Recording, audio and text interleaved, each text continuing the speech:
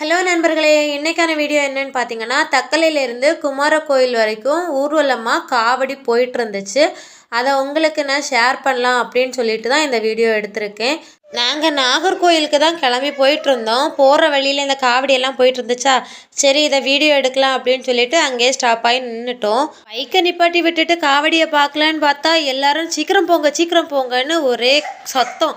என்னென்னு பின்னாடி திரும்பி பார்த்தா டிராஃபிக்.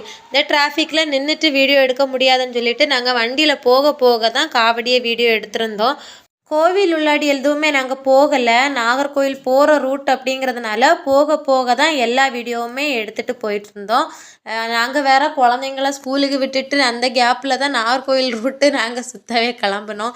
சரி இந்த வழியாக நம்ம போகிறோம், அப்படியே போகிற காவடியெல்லாம் வீடியோ எடுத்துகிட்டு போகலாம் அப்படின்னு சொல்லிட்டு போக போகவே வீடியோ எல்லாம் எடுத்துகிட்டு போயிட்டே இருந்தோம். ஓகே, இந்த வீடியோ உங்களுக்கு பிடிச்சிருந்தா லைக் பண்ணுங்கள், ஷேர்